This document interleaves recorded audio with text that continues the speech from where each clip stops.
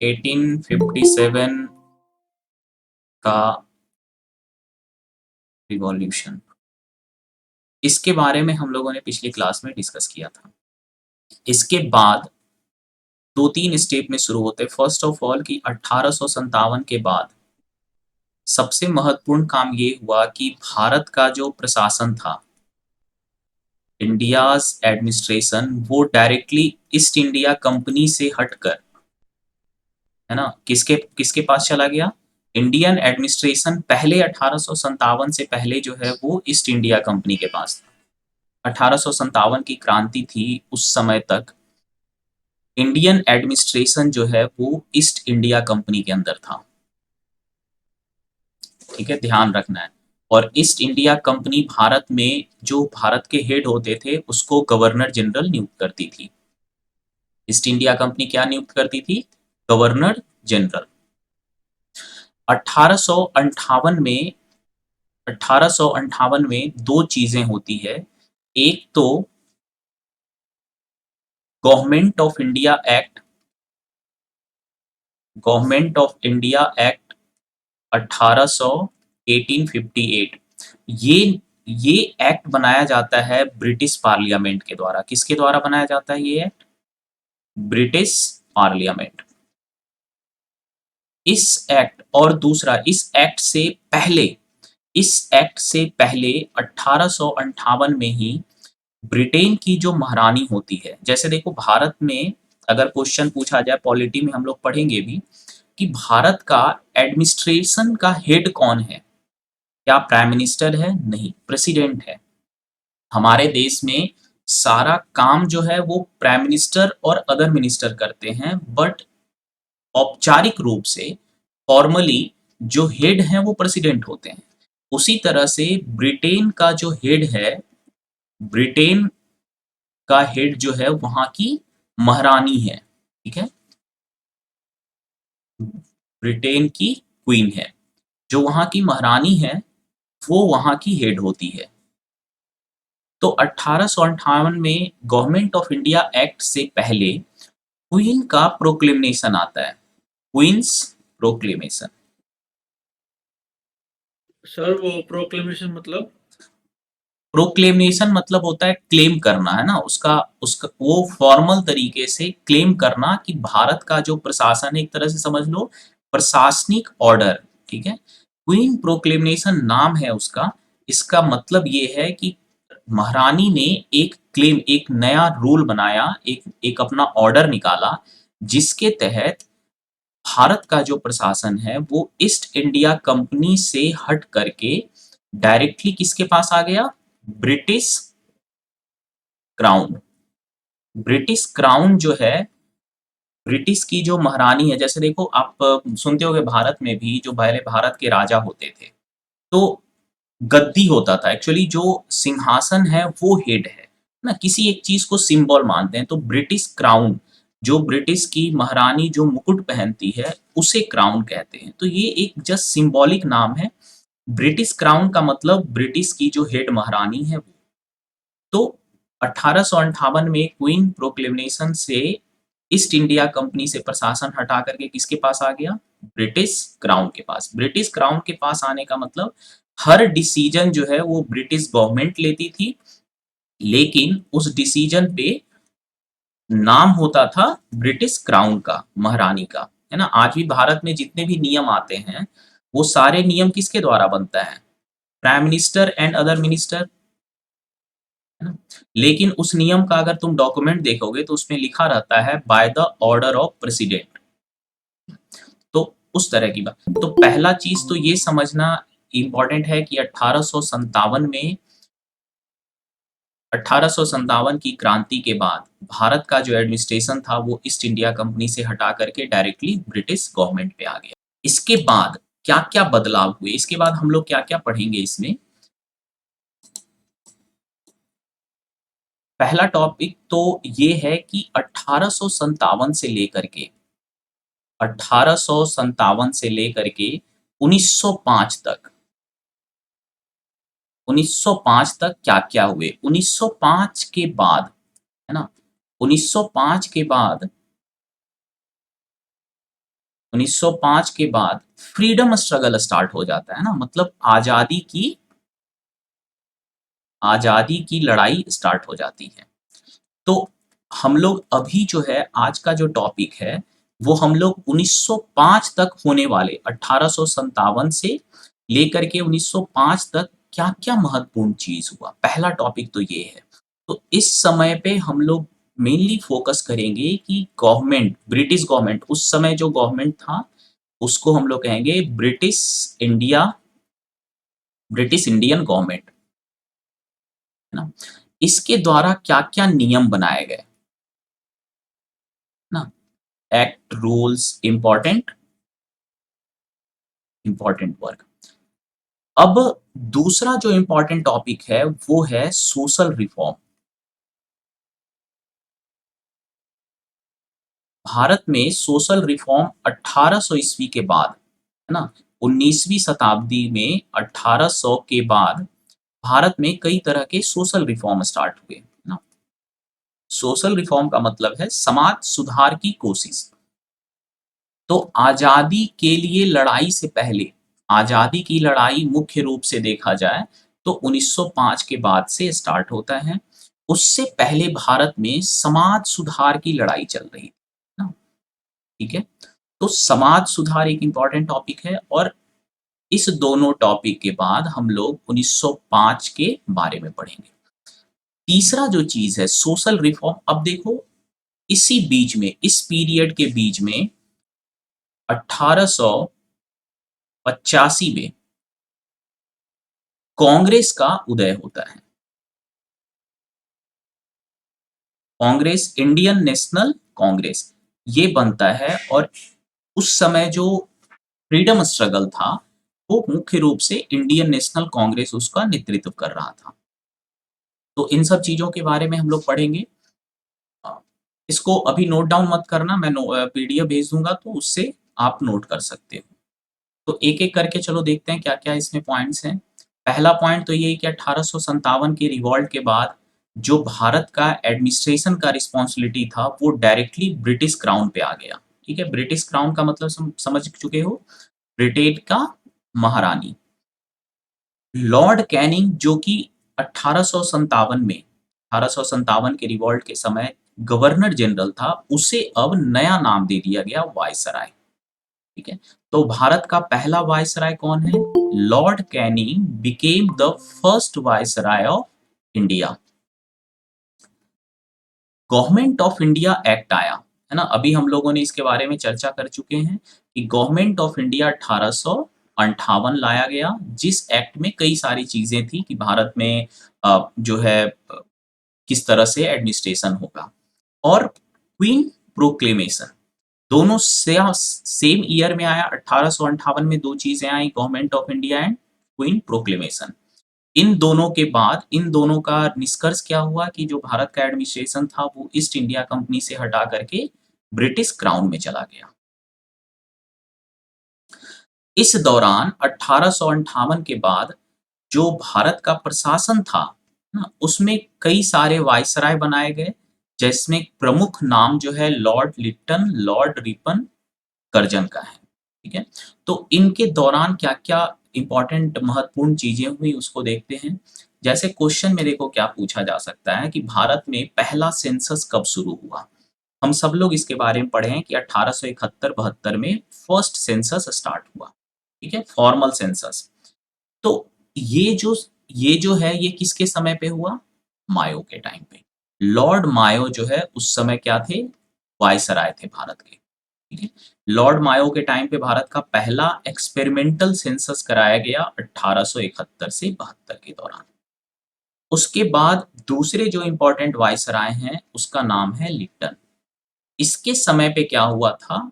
पहला दिल्ली दरबार, है ना? दिल्ली दरबार का मतलब है, ध्यान देना, दिल्ली दरबार, अंग्रेज जो है वो भारत में कोई नया राजा बनता था तो एक तिलक समारोह टाइप से होता था ये।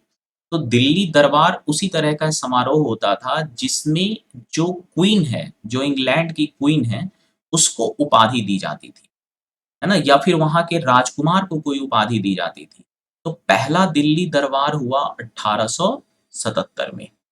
जिसमें कि क्वीन विक्टोरिया जो ब्रिटेन की महारानी थी उस समय, क्वीन विक्टोरिया, उसको एक उपाधि दी गई कैसरे हिंद। कौन सी उपाधि दी गई? कैसरे हिंद। तो ये चीज का ध्यान रखना है बहुत सारे लोग कि दिल्ली दरबार जो है आगे चल करके 1911 में भी होता है ना। सेकेंड दिल्ली दरबार, सेकेंड दिल्ली दरबार ये 1911 में भी होता है। तो पहला दिल्ली दरबार जो है वो 1877 में हुआ, जिसमें क्वीन विक्टोरिया को कैसरे हिंद या फिर भारत की महारानी का उपाधि दिया गया। ये काम हुआ लिट्टन के टाइम पे। इसी वायसराय के समय पे पहला वर्नाकुलर प्रेस एक्ट आया। Vernacular press act and arm act, इस दोनों के बारे में थोड़ा सा देखेंगे। वर्नाकुलर शब्द का मतलब होता है, वर्नाकुलर शब्द का मतलब है कि लोकल, स्थानीय भाषाएं।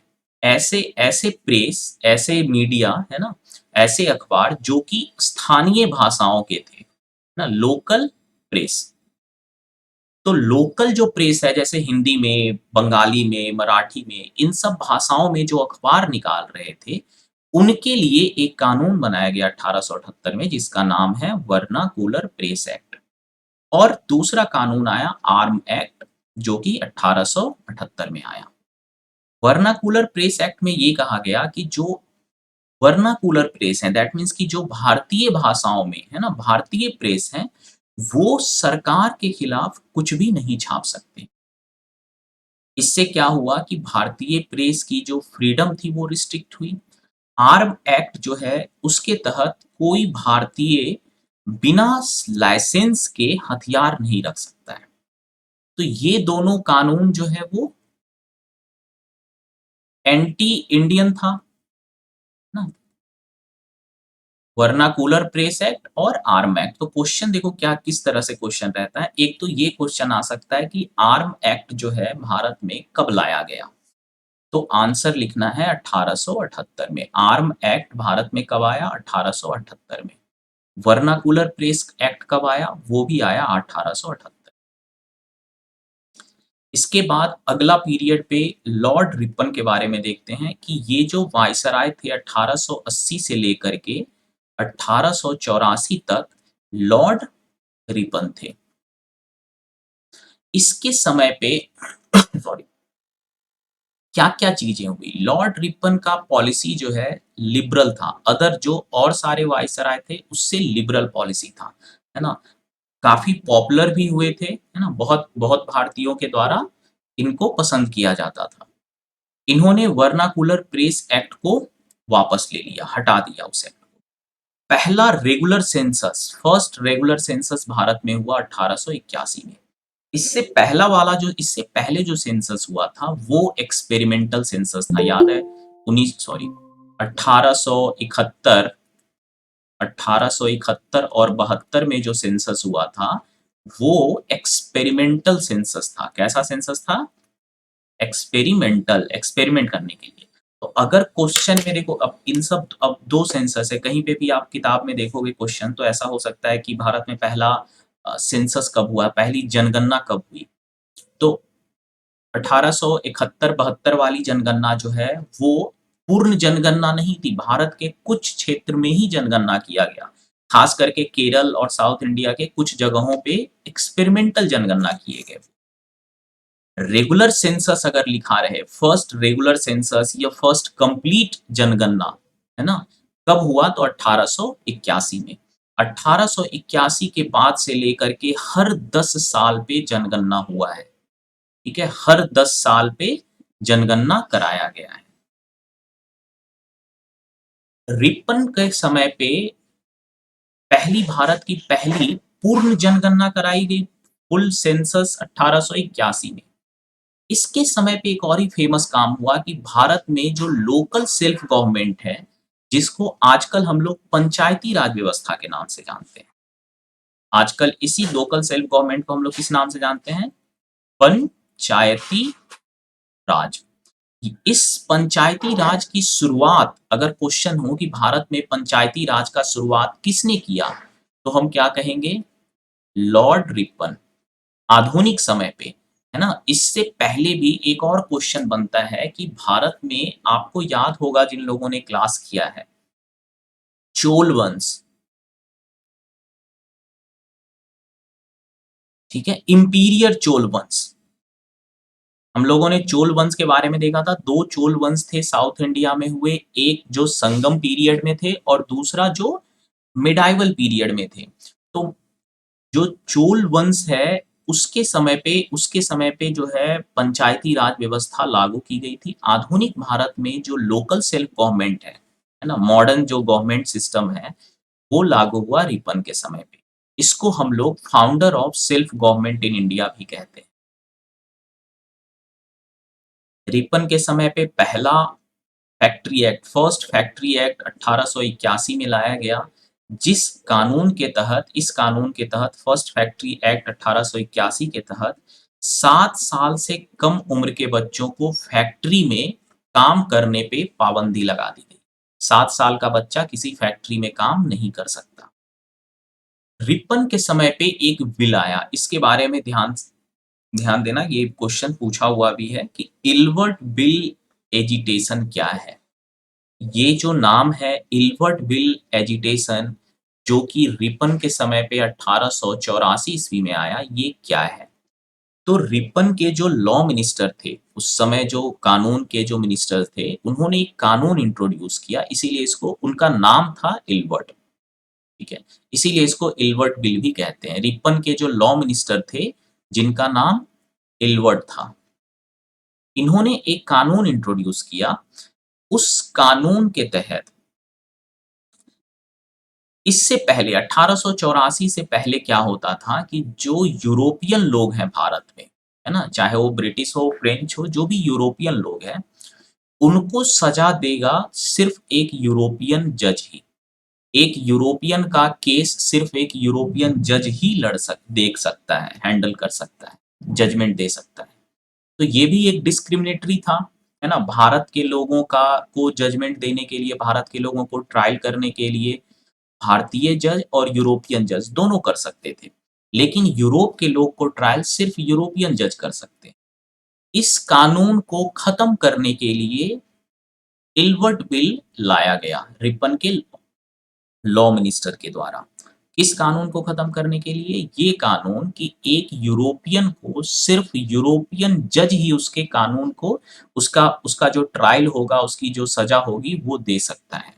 इस कानून को खत्म करने के लिए इल्बर्ट बिल लाया गया, है ना? लेकिन इस बिल का बहुत ज़्यादा अपोज़िशन किया गया, यूरोपियन जो थे, ब्रिटिश जो थे, उसको बहुत अपोज़ किए, जिसकी वजह से इस बिल को वापस भी ले लिया गया था। ये जो इल्बर्ट बिल है, ये लागू नहीं हो पाया। तो अभी हम देख रहे हैं कि रिपन के टाइम पे कई सारी अच्छी चीज़ें भी हुई, है ना? जैसे लोकल सेल्फ गवर्नमेंट इंट्रोड्यूस किया गया, फैक्ट्री एक्ट लाया गया, इल्बर्ट बिल लाया गया, जिसके तहत यूरोपियन को अब कोई दूसरा जज भी उसके उसको सज़ा दे सकता था। जब कई कई कंट्रोवर्सी हो जाने के बाद जब इस बिल को वापस ले लिया गया, तो वो क्या किया, जो रिपन थे वो रिज़ाइन कर दिए उसने, है ना? और वापस इंग्लैंड चला गया 1884 में।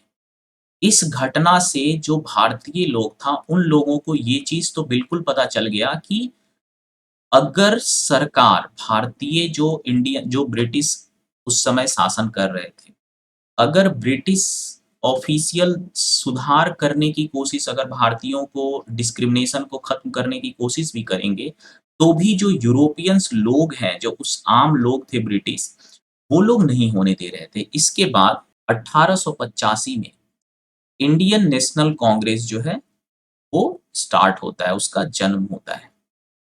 तो इसके बारे में इंडियन नेशनल कांग्रेस 1885 ना, इसके बारे में हम लोग सेपरेट चैप्टर में पढ़ेंगे। अगला जो वायसराय इम्पोर्टेंट है, उसका नाम है लॉर्ड कर्जन, है ना? इसके टाइम पे क्या-क्या चीज़ें हुई, 1899 से लेकर के 1905 तक इसका कार्यकाल था। इंडियन यूनिवर्सिटी एक्ट 1904 ईस्वी में लाया गया, जिसके तहत भारत में जितने भी यूनिवर्सिटी थे, वो सारे गवर्नमेंट के अंदर आ गए। कर्जन के समय पे ही बहुत जो अप्रसिद्ध पार्टीशन ऑफ बंगाल किया गया। 1905 ईस्वी में बंगाल को 2 भागों में बाँट दिया गया। तो पार्टीशन ऑफ बंगाल 1905 ईस्वी में हुआ। इसी पार्टीशन के बाद स्वदेशी मूवमेंट शुरू होता है ना? जिसको हम लोग सेपरेटली आगे के चैप्टर में पढ़ेंगे। तो पार्टीशन देखो क्वेश्चन तो बहुत बनता है। पार्टीशन ऑफ बंगाल एक बहुत ही महत्वपूर्ण चैप्टर है। कई सारे इससे क्वेश्चन बनते हैं। जैसे कि पार्टीशन ऑफ बंगाल किसने किया? किसने बंगाल को विभाजित करने का प्रपोजल लाया? उत्तर होगा लॉर्ड कर्जन। ठीक है, कब हुआ? 1905 ईस्वी में। तो इसका स्वरूप क्या हुआ? इसके बाद इफेक्ट क्या हुआ? इसके बाद स्वदेशी मूवमेंट शुरू हुआ। तो इन सब के बारे में आगे देखते हैं। इस पार्टीशन ऑफ बंगाल में क्या किया गया कि बंगाल को 2 भागों में विभाजित किया गया, पूर्वी बंगाल और पश्चिमी बंगाल।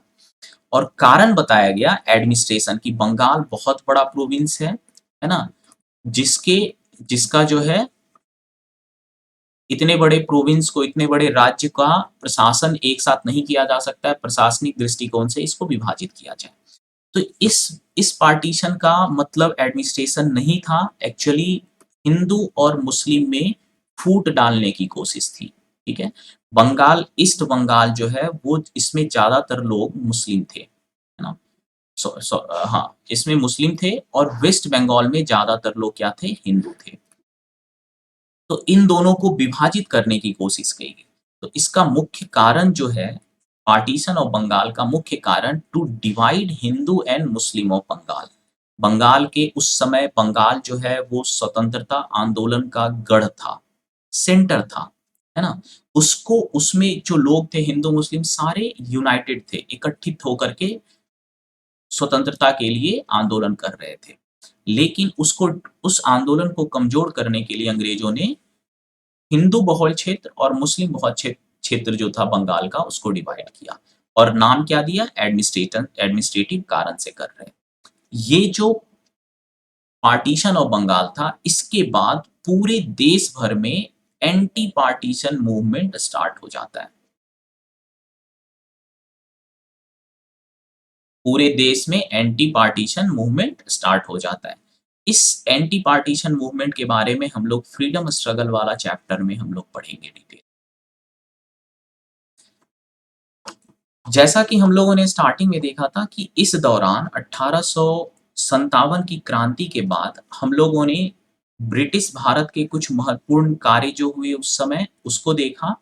अब हम लोग सोशल रिफॉर्म के बारे में देखते हैं कि इस दौरान क्या-क्या सामाजिक सुधार किए गए।